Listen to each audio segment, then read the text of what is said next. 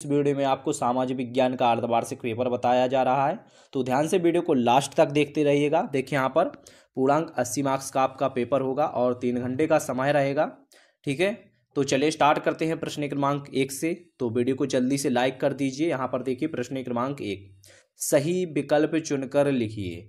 तो यहाँ पर देखिए प्रश्न क्रमांक 1 में सही विकल्प दिए गए हैं, जो कि आपको परीक्षा दिन में से जितने भी अध्याय अभी तक आपका सिलेबस हो गया है अर्धवार्षिक के लिए, वो सभी एक बार रिवाइज कर लेना है। ठीक है, तो इन सभी को भी आप देख लीजिए जल्दी से। फर्स्ट दिया गया है, भारत में सबसे कम साक्षरता दर कहाँ है। तो देखिए 4 ऑप्शन दिए गए हैं। अब आपने अभी तक तो पढ़ लिया होगा कि भारत में सबसे कम साक्षरता दर कहाँ है, तो इन सभी के आंसर आपको देख लेना है। ठीक है, प्रश्न क्रमांक 1 के, तो इन सभी को आप नोट बस करते जाइए, सभी क्वेश्चन को, जो कि विकल्पीय क्वेश्चन है। इसके बाद प्रश्न क्रमांक 2 से सभी आंसर आपको बताते हैं, तो इनको आप जल्दी से नोट कर लीजिएगा। प्रश्न क्रमांक 1 जो कि सही विकल्पीय दिए गए थे, तो इन सभी को आप लिख लीजिए। ठीक है, और यहाँ पर देखिए 2 विकल्प यहाँ पर दिए हुए हैं। इसके बाद में आता है प्रश्न क्रमांक 2, जिसमें रिक्त स्थान की पूर्ति करना है। तो यहाँ पर सभी रिक्त स्थान पूछे गए हैं। तो देखिए फर्स्ट था कि असहयोग खिलाफत आंदोलन में खालिस्तान में शुरू हुआ था, तो जनवरी 1921 में शुरू हुआ था। ठीक है, ध्यान रखना है आपको, असहयोग खिलाफत आंदोलन जो जनवरी 1921 को शुरू हुआ था। इसके बाद दूसरा दिया गया, खालिस्तान क्षेत्र के श्रमिक वस्तुओं का उत्पादन नहीं करते हैं, तो इसका होगा तृतीयक। क्या होगा? तृतीयक क्षेत्र होगा। और थर्ड देखिए यहाँ पर, भारत में खालिस्तान सरकार ज़्यादा शक्तिशाली होती है, तो केंद्रीय सरकार होती है भारत में शक्तिशाली। ठीक है, ध्यान रखना है आपको। फोर्थ देखिए, संपूर्ण उत्तरी मैदान खालिस्तान मृदा से बना है, तो किससे बना है? जलोढ़ मृदा से। इसके बाद फिफ्थ देख लीजिए, औसत आय को खालिस्तान आय भी कहते हैं, तो प्रति व्यक्ति आय कहते हैं। औसत आय को क्या कहते हैं? प्रति व्यक्ति आय। इसके बाद अगला देखिए, वे संसाधन को निर्जीव वस्तुओं से बने हैं, खालिस्तान संसाधन कहलाते हैं, तो कौन से कहलाते हैं? आय। ठीक है, ध्यान रखना है। इसके बाद में कोयला उत्पादन में भारत का कौन सा स्थान है, तो ये आप बताइए कमेंट में, कौन सा स्थान है कोयला उत्पादन में भारत का, आप कमेंट में जरूर बताइएगा इसका आंसर। और इसके बाद प्रश्न क्रमांक 3 है, जिसमें सही जोड़ी पूछी गई थी। तो सभी सही जोड़ी के आंसर भी आपको दिख रहे होंगे, स्क्रीन पर देख सकते हो आप, सभी आंसर दिख रहे होंगे। तो जल्दी से सही जोड़ी आप मिला लीजिए, ये आंसर दिए गए हैं। ठीक है, तो जल्दी से मिलाइए, और या तो आप स्क्रीनशॉट भी ले सकते हैं। ठीक है, या फिर आप वीडियो को रोक लीजिए और सभी को लिख लीजिए, लेकिन आपको याद करना है सभी की सभी। इसके बाद देखिए अगला क्वेश्चन आता है, फोर्थ क्वेश्चन है। इसमें क्या करना है, देखिए एक शब्द या एक वाक्य में उत्तर देना है। जिसमें से फर्स्ट पूछा गया था, नेपोलियन ने इटली पर हमला कब किया, और दूसरा है कि दूसरा गोलमेज सम्मेलन कब शुरू हुआ था, और तीसरा धर्म के आधार पर भेदभाव ना करने वाले व्यक्ति को क्या कहते हैं। फोर्थ है, पवन और सौर ऊर्जा संसाधन की बहुतायत किस राज्य में है।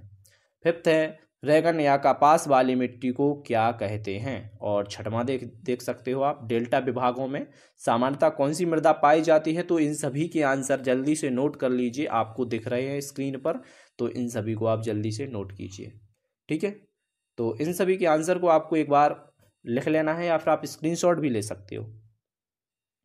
आगे बढ़ते हुए देखिए प्रश्न क्रमांक अगला आता है, यानी कि जो कि प्रश्न क्रमांक 5। तो इन क्वेश्चन को आप नोट करते जाइए, जो कि प्रश्न क्रमांक 5 है। यहाँ पर देखिए, एक्ट ऑफ यूनियन से क्या तात्पर्य है।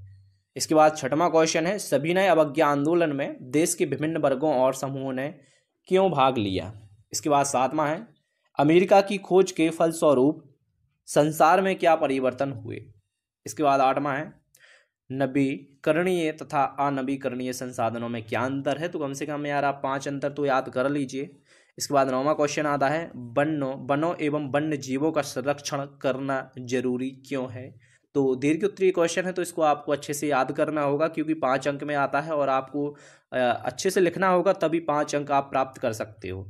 ठीक है, तो यहाँ पर देखिए अगला क्वेश्चन 10वां आता है। इसमें क्या करना है, मृदा के लवणीकरण का क्या कारण है, इसके प्रभावों की चर्चा करना है। यानी कि दीर्घोत्तरीय क्वेश्चन है, तो इसको क्या करना होगा, आपको कम से कम 2 से 3 पेजों में लिखना होगा, तभी इसमें आपको 5 अंक मिलेंगे।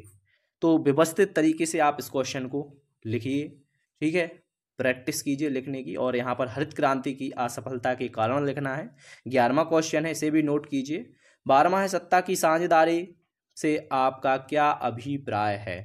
अगला क्वेश्चन है संघीय व्यवस्था की महत्वपूर्ण विशेषता क्या है। तो इन सभी क्वेश्चन को यार आपसे एक बार फिर से रिक्वेस्ट है कि लिख कर देखिए, ठीक है, लिख कर देखोगे तो आपको याद हो जाएंगे। इसके बाद 14वां क्वेश्चन है तृतीय क्षेत्र अन्य क्षेत्रकों में से कैसे भिन्न है। सो उदाहरण से शायद व्याख्या करना है इसकी आपको, ठीक है। अब क्या करना है देखिए आगे, अब जो भी क्वेश्चन आपको बताए गए हैं इन सभी के आंसर बताने हैं, ठीक है। तो देखिए ये रहे सभी के आंसर, तो आप जल्दी से या तो लिखते जाइएगा या फिर स्क्रीनशॉट जरूर लेते जाइए, ठीक है। और पीडीएफ डाउनलोड करना है तो डिस्क्रिप्शन में लिंक दी गई है, बट पीडीएफ आपको थोड़े टाइम बाद मिलेगी, ठीक है। तो टेलीग्राम से तो जुड़ ही जाइए, लेकिन अभी फ़िलहाल आप इसका स्क्रीनशॉट जरूर ले लीजिए, तो जल्दी से ले लीजिए या फिर आप लिख सकते हो।